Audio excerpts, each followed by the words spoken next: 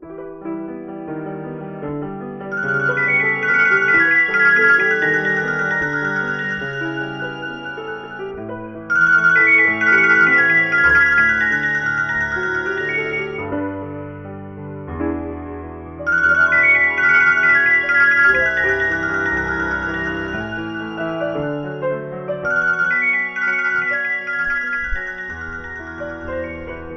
Andrew Makepeace lad the third, I just want you to know you hurt me very much.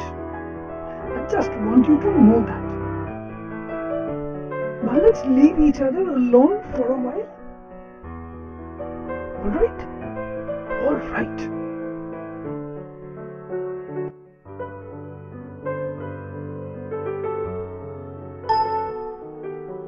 Dear Melissa, my mother wrote me that your grandmother had died.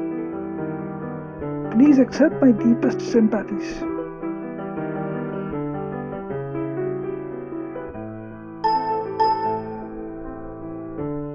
Thank you for your note about my grandmother. I loved her a lot, even though she could be a little boring.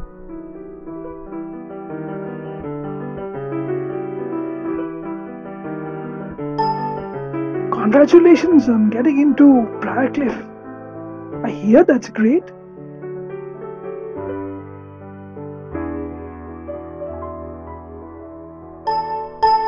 Thank you for your note about Briarcliff. It's not great and you know it. In fact, it's a total pit. But it's close to New York and I can take the train in and take drawing at the institute 3 days a week. And in 2 years, if I stick it out, Mummy has promised that I can go and live in Florence. I hope you like Yale.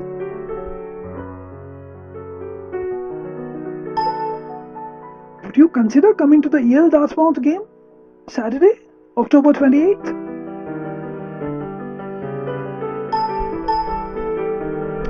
I'll be there. Oh, damn. I'm sorry, Melissa. I have to cancel. My parents have decided to visit that weekend, and they come first, according to them. My mother says she'd love to have you with us, but my father thinks you can be somewhat distracting.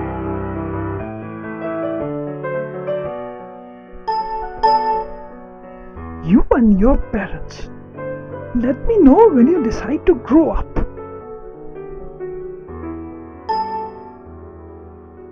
How about the Harvard game, November 16th?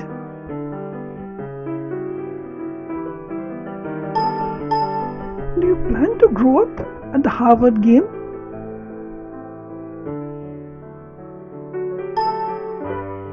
Give me a chance.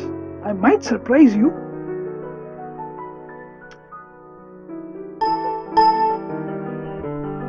Okay, let's give it a try.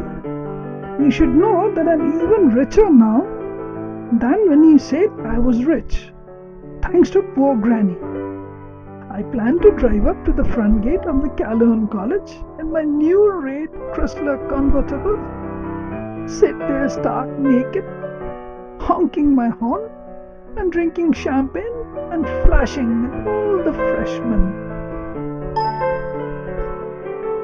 Here is the schedule. We'll have lunch at Calhoun around noon, then drive out to the game. Then there is a sea breeze party at the Fence Club afterwards, and an eggnog brunch at St. Anthony's the next day. I'll reserve a room for you at the Taft or the Duncan, probably the Taft, since the Duncan is a pretty seedy joint. Make it the Duncan. I hear the Taft is loaded with all parents milling around the lobby, keeping tabs on who goes up in the elevators. Can't wait till the 16th. The Duncan it is. Happa, happa, gori, rappa.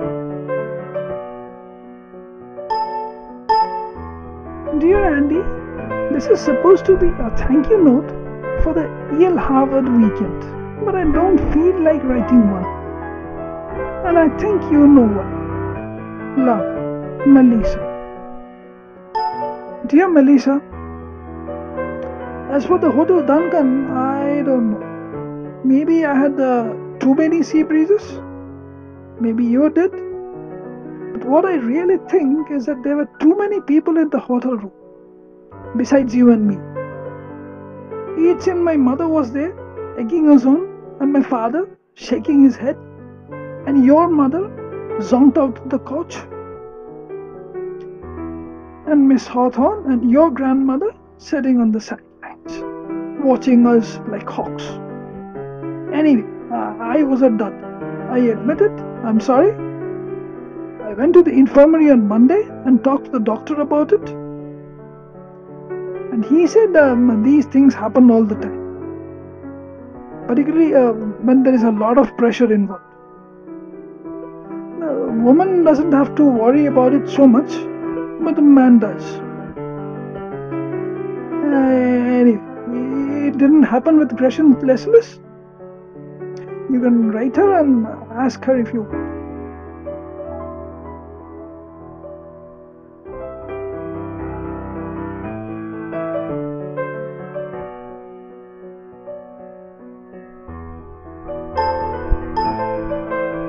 You know what I think is wrong? These letters. These goddamn letters. That's what's wrong with us, in my humble opinion. I know you more from your letters than I do in person. Maybe that's why I was looking over your shoulder. I was looking for the person who has been in these letters all these years. Or for the person who is not in these letters. I don't know. All I know is you are not quite the same when I see you, Andy. You're really not. I'm not saying you are a jerk in person. I'm not saying that at all. I'm just saying that all this letter writing has messed us up. It's a bad habit. It has made us seem like people we are not. So maybe what was wrong was that there were two people missing in Hotel Duncan that night. Namely the real you and the real me.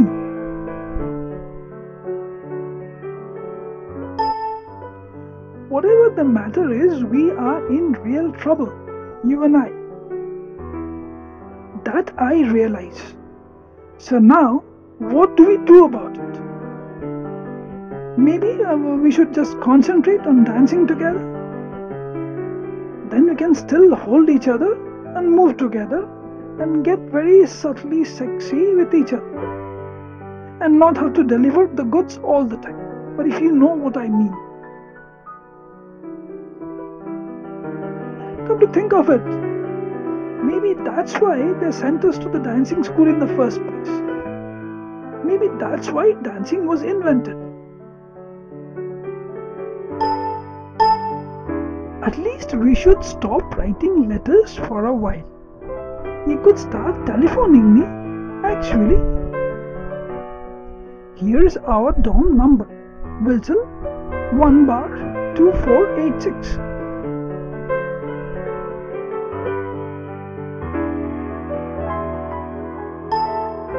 I hate talking to you on the telephone. Yours is in the hall and ours is right by the college dining room.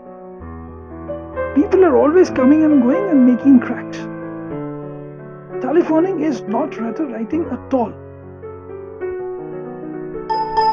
I called the telephone company and they have put a private phone in my room. Rogers, 2 bar 2403. It's sort of expensive, but at least we can talk.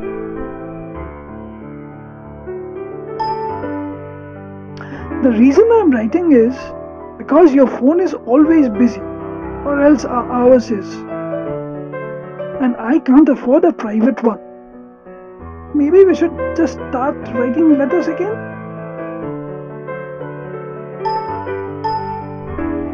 no letters. Please. Now order that telephone. I'll lend you the dough. Just think about it. You can talk back and forth and hear someone's real voice and get to know someone in life rather than on writing paper. For God's sake, now get the phone, please. I'm writing because when I telephone, you just hung up on me. One thing about letters, you can't hang up on them. You can tear up letters though. Enclosed are the pieces. Send them to Angela Atkinson at Sarah Lawrence. What the hell is the matter? I hear you are now writing long letters twice a week to Angela Atkinson. That's what's the matter. Okay, here goes. The reason I'm writing Angie Atkinson is because I just don't think I can stop writing letters, particularly to girls. As I told you before, in some ways I feel most alive when I'm holed up in some corner writing things down. I pick up a pen and almost immediately everything seems to take shape around me. I love to write. I love writing my parents because then I become the ideal son. I love writing essays in English because then I am for a short while a true scholar. I love writing letters to the newspaper, notes to my friends, Christmas cards, anything where I have to put down words. I love writing you. You most of all, I always have. I feel like a true lover when I'm writing you. This letter which I'm writing with my own hand, with my own pen, in my own penmanship, comes from me and no one else, and is a present of myself to you. It is not typewritten, though I have learned how to type. There is no copy of it, though I suppose I could use a carbon. And it's not a telephone call which is dead as soon as it is over. No, this is just me. Me the way I write, the way my writing is, the way I want to be with you, giving myself to you across a distance, not keeping or retaining any part of it for myself, giving this piece of myself to you totally. And you can tear me up and throw me out or keep me and read me today, tomorrow, anytime you want, until you die.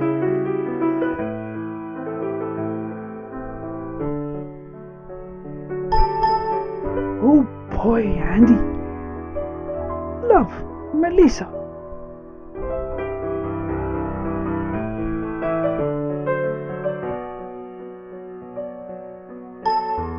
No, I meant what I wrote in that last letter. I've thought about it. I've thought about all these dumb things which were done to us when we were young. We had absent parents, slapping nurses, stupid rules, obsolete schooling, empty rituals, hopelessly confusing sexual customs. Oh my God, when I think about it now, it's almost unbelievable. It's a fantasy. It's like back in the Oz books. The way we grew up. But they gave us an out in the land of Oz. They made us write. They didn't make us write particularly well. And they didn't always give us important things to write about. But then, they did make us sit down and organize our thoughts and convey those thoughts on paper as clearly as we could to another person. Thank God for that. That saved us. Or at least saved me. So I have to keep writing letters. If I can't write them to you, I have to write them to someone else. I don't think I could ever stop writing completely. Now, can I come up and see you next weekend? Or better yet, won't you please escape from that suburban Sing Sing and come down here and see me? I wrote my way into this problem, and god damn it, I'm writing my way out. I'll make another reservation at the Hotel Duncan, and I promise I'll put down my pen and give you a better time.